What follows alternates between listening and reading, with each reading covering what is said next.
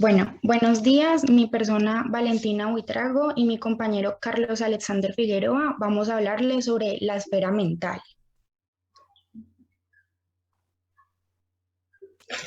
La esfera mental es la orientación mental en espacio, lugar y tiempo. Como nombre, fecha. Alex, devuélvela, porfa. Como nombre, fecha y localización actual. También es la evaluación que se le realiza al paciente para tener claros los acontecimientos sobre el estado global que han pasado actualmente en su vida. Siguiente. Respecto a la evaluación de la esfera mental, aquí nos permite tener un primer acercamiento sobre el estado global cognitivo del paciente. En la evaluación de la esfera mental debemos hacer énfasis en orientación, atención, pensamiento, lenguaje, habla, praxias, memoria, juicio y raciocinio.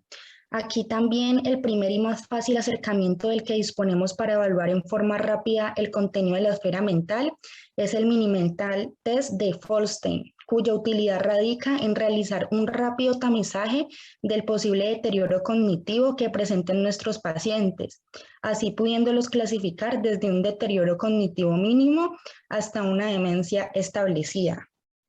Siguiente.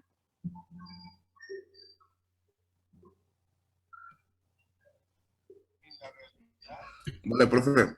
En el mini mental test de Folstein podemos evaluar lo que es la orientación, la recepción, la atención y cálculo, la vocación, la nominación, la repetición y la ejecución de comandos.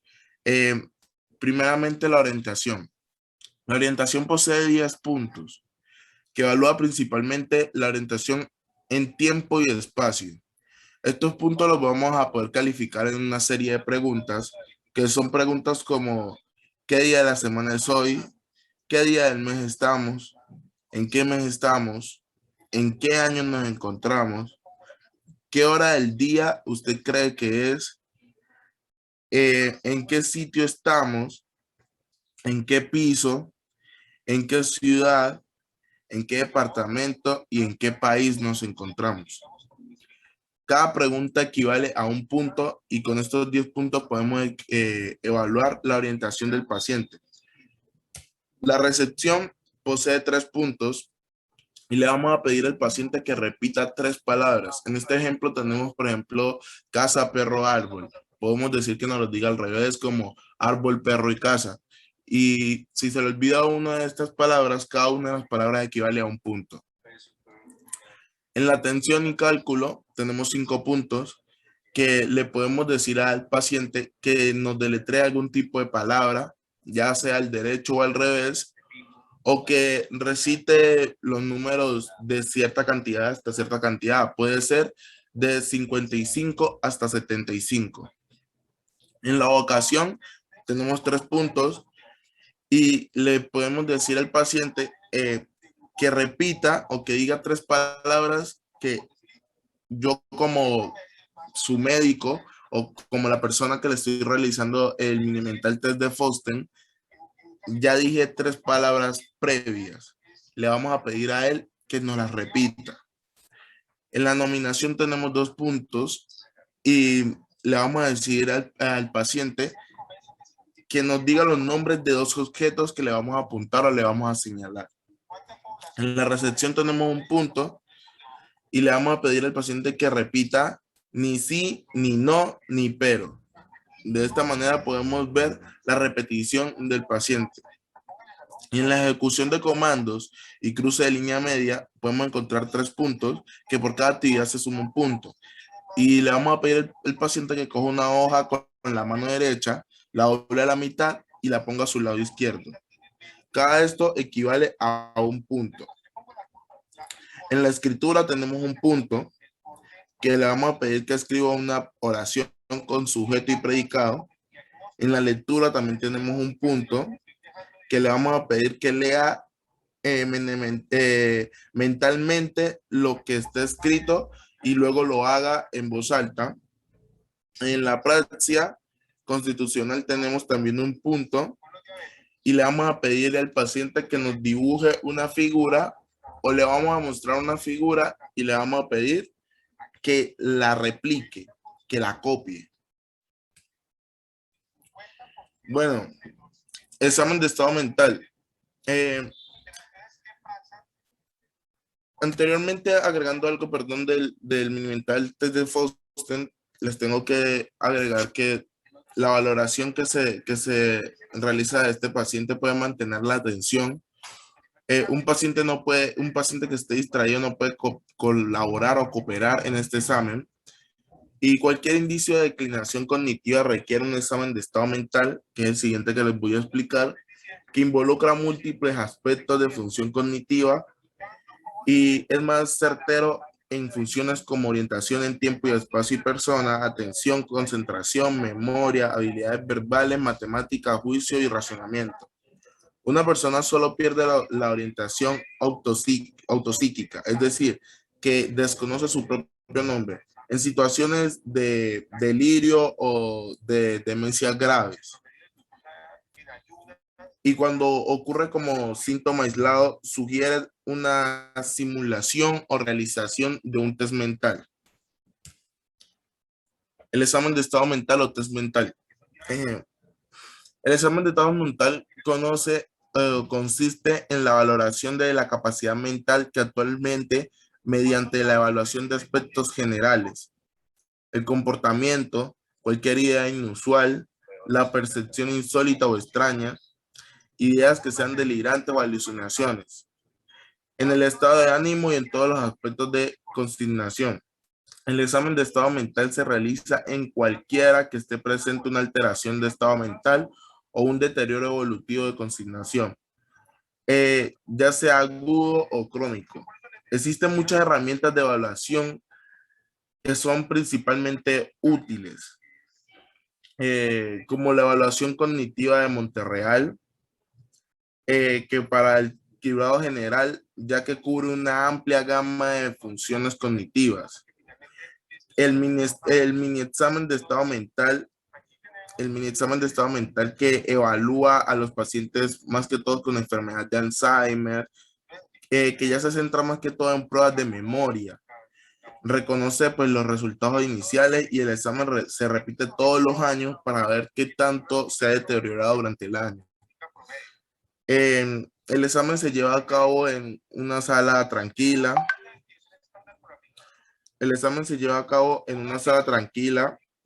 Y el explorador debe estar seguro de que el paciente puede escuchar claramente cada pregunta.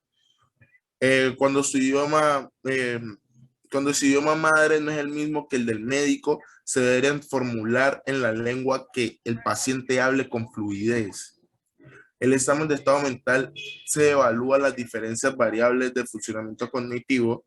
Lo primero que debe comprobar es el explorador si los pacientes están con una atención suficiente, mediante la evaluación del nivel de atención, solicitando que repitan 3 palabras de inmediato.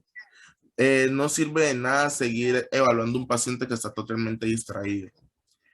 Los parámetros de función que se deben explorar o analizar son más que todo la orientación, que se debe examinar pues los 3 parámetros correspondientes a la orientación: la persona, cómo se llama, el tiempo, qué día es hoy, el lugar, la persona, el tiempo, el lugar, y esos son los 3 ámbitos que se deben evaluar principalmente. Pedirle al paciente que repita 3 objetos que le acabas de apuntar, señalar, o que tú les acabas de hablar de esos 3 objetos, y le vamos a pedir al paciente que los repita. Aquí podemos ver y evaluar la memoria del paciente. Para evaluar la memoria a largo plazo, tenemos que formular una pregunta sobre su pasado, como de qué color era la ropa que llevó el día de su boda, o cuál era la marca de su primer coche, o qué hacía en su primer trabajo. Para evaluar la matemática, utilizar cualquier prueba matemática sencilla. Normalmente lo que hacemos es que nos dicte una serie de 7 números, se le pide al paciente que comience, digamos, en 100 y que vaya restando 7 números hasta que llegue al 93. Como alternativa, podemos también ponerle, digamos, una cuenta de unas monedas y que nos diga cuántos pesos hay en monedas. En la búsqueda de palabra podemos pedirle al paciente que nombre tantos objetos de una única categoría como artículos o vestimentas o animales, que sea posible cuantos más puedan nombrar en un minuto. En la atención y concentración, pedirle al paciente que letree la palabra, una de palabra de 5 letras en adelante. Normalmente siempre se utiliza la palabra mundo. Hay algunos médicos que deciden cambiarla o utilizar sus propios métodos. En la dominación de objetos, levantar un objeto como un bolígrafo, un libro, una regla, o solicitarle al paciente que diga el nombre del objeto, o pedir o nombrarle el objeto y pedirle que lo toque. En el seguimiento de órdenes, comenzar con una orden única como tóquese la nariz con la mano derecha, y luego pruebe órdenes de 3 pasos como tome el torso de papel con su mano derecha, dóblelo por la mitad y ponga el papel sobre el piso. Son ya como 3 pasos que él tiene que realizar. En la escritura, pedirle al paciente que escriba una frase. Tiene que contener sujeto y tener sentido. En la orientación espacial, pedirle al paciente que dibuje un reloj y que ponga la hora específica, o que dibuje 2 pentágonos. En el razonamiento abstracto, pedirle al paciente que identifique un tema unificador entre 3 o 4 objetos. Normalmente son frutas o vehículos de transporte o instrumentos musicales. Pedirle al paciente que interprete un proverbio moderado desafiante, tal como las personas que viven en la casa de cristal no deberían arrojar piedras. Un ejemplo. En el juicio, interrogar al paciente acerca de una situación hipotética que requiera un buen juicio, tal como ¿qué harías si encontraras una carta de estampilla en un pasillo? ¿O qué harías si vieras que a algún peatón se le cae un billete? ¿Qué harías si encuentras en la calle un celular? Todo eso podemos calificar el juicio del paciente.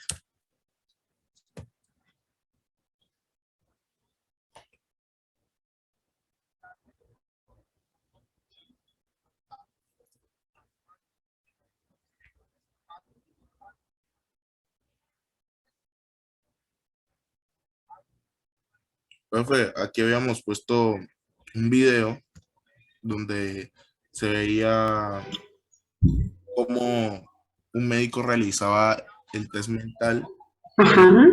pero no carga. ¿No carga? Sí, aquí pues debería aparecer necesita el video y todo, pero no sé, y le doy y no da play. ¿Y no tienes de pronto el link del video para ponerlo?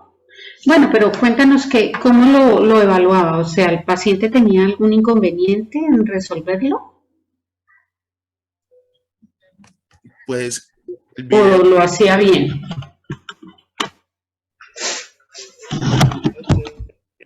les había puesto que duraba más o menos unos 15 minutos. El doctor tomó 2 ejemplos. Le realizó el test de Foslen y el examen mental y ella lo pudo pasar bien. Y el segundo Ajá. era que anteriormente ya se sabía que tenía Alzheimer y el doctor le realizó el examen mental centrándose en memoria para ver qué tan deteriorada tenía la memoria desde la última vez que realizó el examen mental. Ok. Bueno, digamos que es muy importante la evaluación mental. A veces no es tan, digamos, tan fácil cuando uno se enfrenta con un paciente, porque uno no sabe cómo enfocarlo, no sabe cómo evaluarlo, y a veces usted ve que el paciente llega caminando normalmente, que camina bien, que la parte motora no tiene ningún inconveniente. Usted a veces supone que las personas que tienen alteración mental tienen alguna facies especial, ¿cierto? Uno supone que una persona que tiene alteración cognitiva, que tiene fallas en razonamiento, que es decir, que todos los, por ejemplo, los retardados mentales tienen que tener algo motor. Y les digo que no es tan evidente. No todas las personas que han tenido una anoxia, un daño neurológico, tienen una facies que lo muestre, ¿no? Aunque a veces, claro, uno ve una persona que tuvo un daño neurológico en la infancia severo, que afectó la parte mental, pues la anoxia fue tan grande que también afectó la parte motora y ve usted que tienen alteraciones en la marcha, o hay algunos con unas facies hipotónicas que, por ejemplo, ustedes ven cialorrea, etcétera, cuando los daños son muy severos. Pero cuando los daños son leves, generalmente, cuando los daños, digamos, cognitivos de la esfera mental son leves, usualmente la anoxia no fue tan grande como para afectar la parte motora.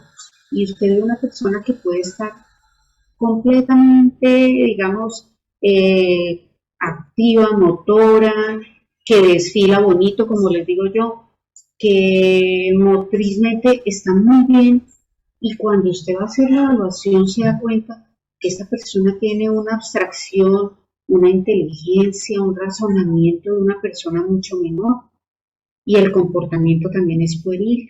Ahora estoy haciendo digamos, estoy en la junta de calificación de invalidez de algunos beneficiarios de una entidad pública, donde ellos tienen que demostrar que tienen incapacidad, por ejemplo, mental, para continuar con la pensión de los papás, ¿sí? Y ve uno de esos muchachos que llegan 28 años, usted los ve todos dormidos, caminan divinamente y todo, y vienen acompañados de la mamá, y algunos, por ejemplo, con esquizofrenia, pero muchos, si uno dice, Dios mío, yo me lo encuentro en la calle, yo no pensaría. Entonces dice ahí la descripción de la historia clínica: persona que ha intentado quitarle la vida a otra persona que no es capaz de hacer, digamos, las actividades de la vida diaria, y entonces ve uno que los tienen encerrados en una casa, que tienen alteraciones en la imaginación, que tienen alteraciones en el comportamiento, en el lenguaje, y les hace uno las pruebas más básicas, no tanto de pronto de memoria, pero orientación. No saben que están en Cali, no saben cómo subirse a un bus, no saben cómo es un trayecto una ruta desde donde viven hasta donde se desplazan. Son dependientes de la mamá teniendo 28 años para coger un transporte público, no pueden tener, digamos, como juicio en qué gastarse el dinero, ¿sí? Entonces, digamos que los típicos, pues, de retraso mental, como que usted les ve la facies de Down, por ejemplo, que usted dice, bueno, esta facies sí predice un daño cerebral, ¿cierto? Porque el 90 y tanto % de los individuos con Down tienen un componente de retraso mental. Entonces, discúlpenme que de pronto es la llamada que les digo, qué pena con ustedes.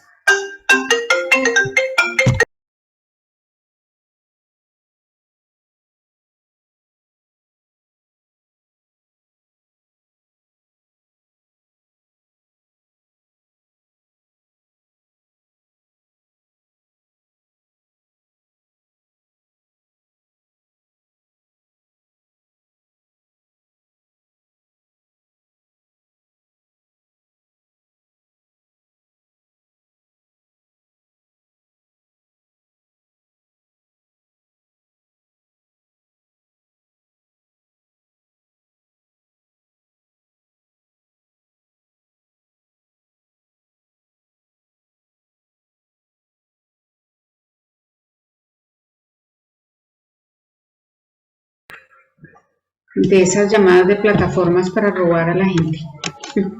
Bueno, entonces les decía que en esos momentos donde las cosas son leves, son más difíciles de detectar. ¿sí? He tenido pacientes donde a veces me pego la confundida, donde digo yo, pero este paciente, ¿por qué no me hace caso de lo que le digo? ¿Por qué no obedece las órdenes que le doy? ¿Por qué no se toma el medicamento cuando se lo mando? No me hace caso, no me trae los resultados de los laboratorios, es un simulador, porque sí, quiere mantener incapacitado. Y alguna vez le pedí una evaluación neuropsicológica a un paciente de estos, cortero de caña. Cuando me llegó el informe, yo esperé, lo pedí para ver si el paciente tenía algo de simulación o tenía una cosa que llamamos ganancia secundaria, que es cuando el paciente se beneficia de la enfermedad para tener cosas, ¿sí? De pronto ustedes piensen en algún familiar o algo que, por ejemplo, que gracias a su enfermedad tiene pegada ahí a la hija, ¿cierto? Que gracias a su enfermedad tiene beneficios económicos, entonces no trabaja, entonces se colincha a alguna familiar para que lo mantenga. Y yo pensaba que este paciente podía tener algo de eso con respecto a la parte laboral, que quisiera incapacidades, que quisiera mantenerse enfermo, entonces le pedí evaluación por eso. Y el informe de neuropsicología que le hizo todo el test es que este paciente tenía un retardo mental leve. Entonces la edad mental de él era mucho menor a la edad esperada. Y cuando le hice entonces el test como si fuera un niño para evaluarlo, este señor me salió con una edad mental como de 8 años. Entonces, cada vez que yo hablaba con él en mi consulta, estaba hablando con un niño como de 7, 8 años, que no fue a la escuela, que le fue mal en la primaria, no pudo con el primero o segundo de primaria, tuvo que salirse a trabajar, etc. Y ya es papá, ya es abuelo, mi paciente. Y resulta que él nunca asumía una orden que yo le diera en forma correcta, porque él se le olvidaba, él era un niño de 8 años, o sea, ¿usted cómo puede confiar en que un niño de 8 años le lleve a usted la historia clínica, se sepa los diagnósticos que tiene, cumpla con medicamentos que le da, haga los ejercicios que le enseña? Entonces, de ahí para allá, sabiendo que tiene una alteración en su esfera mental, corporalmente perfecto, el tipo era un cortero de caña, labor operativa, no tenía ningún inconveniente, digamos, en lograr las metas de su trabajo, casado, con hijos, a lo mejor hasta mejor papá que muchos que estamos, digamos, como muy diferentes, pero no para nuestros hijos en realidad, ¿cierto?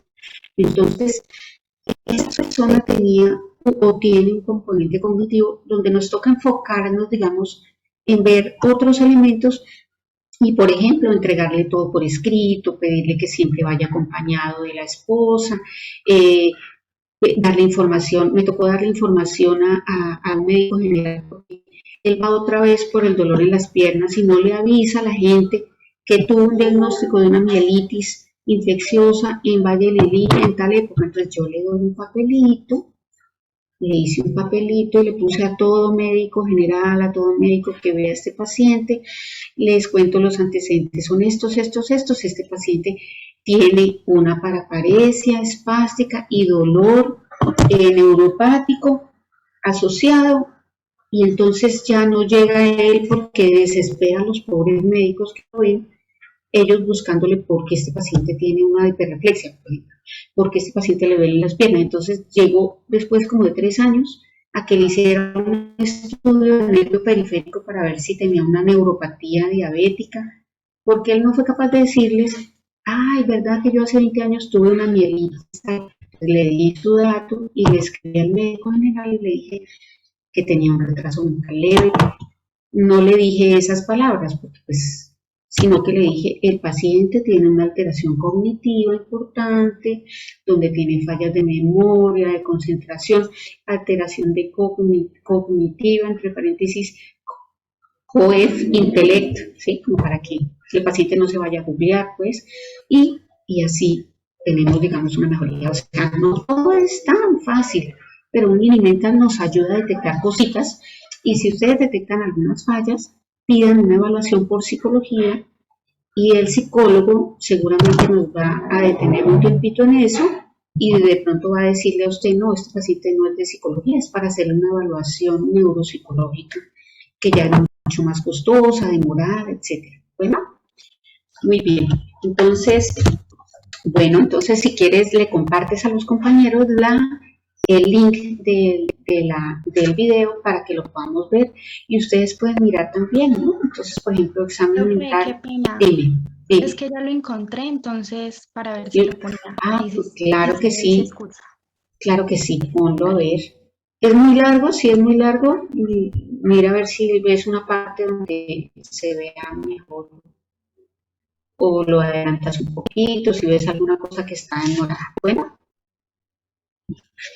puedes compartirlo, espérate, yo quito este video mío.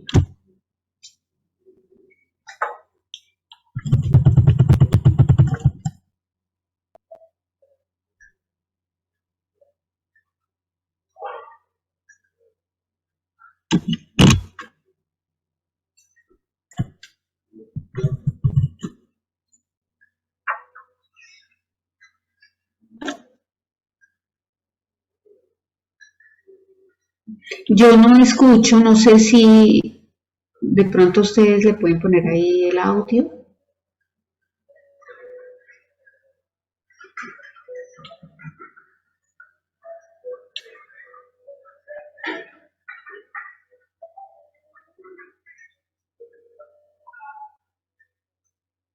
Ponle compartir audio, creo, acá en abajo donde dice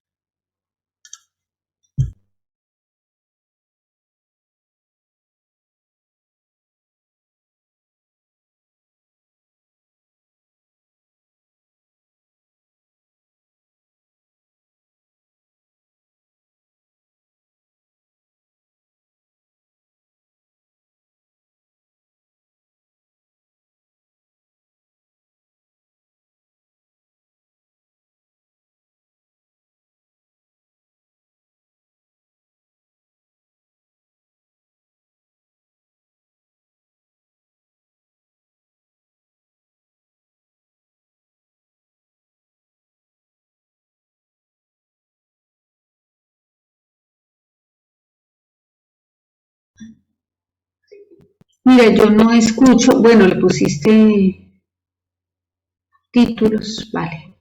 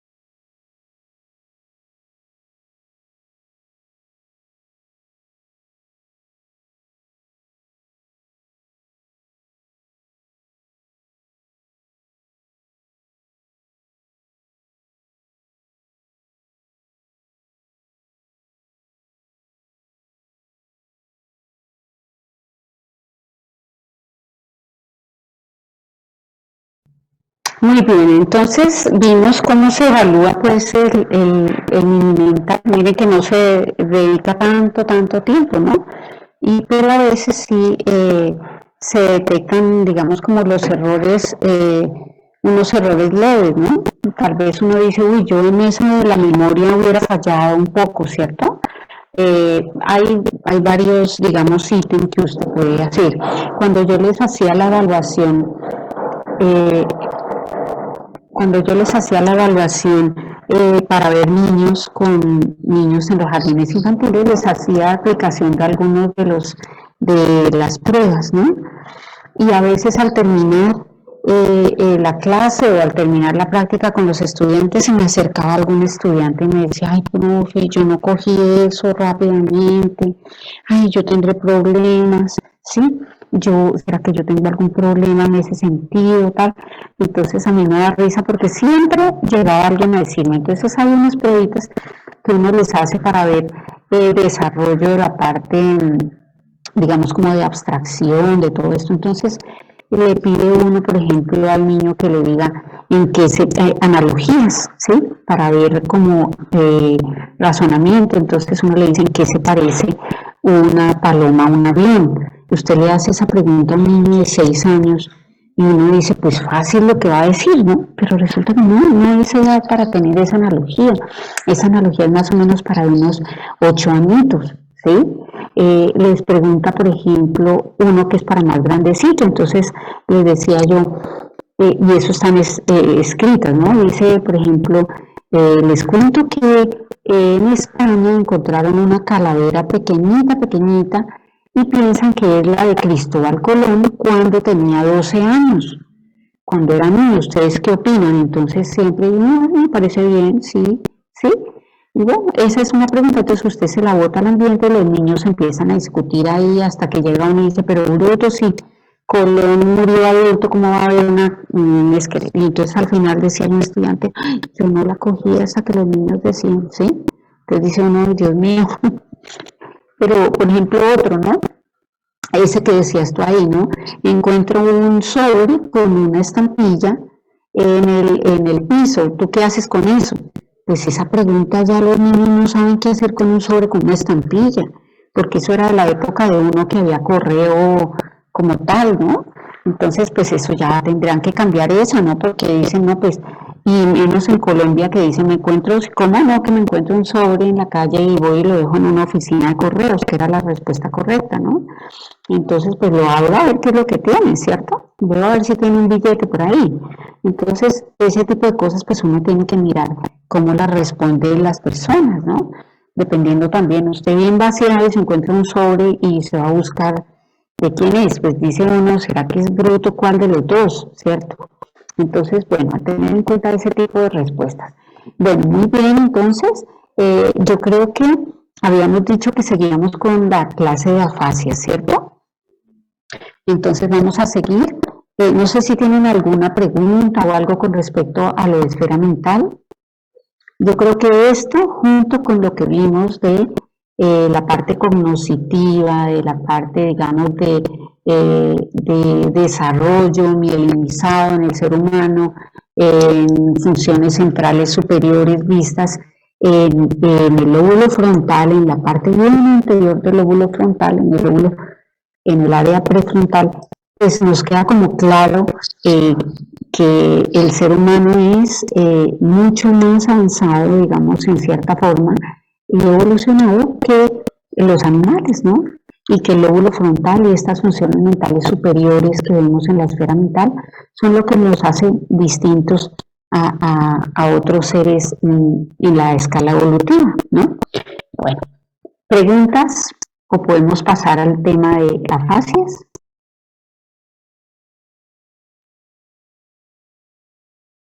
Bueno, voy a buscar aquí. Dime. No, profesor, claro. ¿Ninguna pregunta? Bueno. Por favor, alguien me dice cómo están escuchando lo que hablo. Bien, profe. ¿Sí? Profe.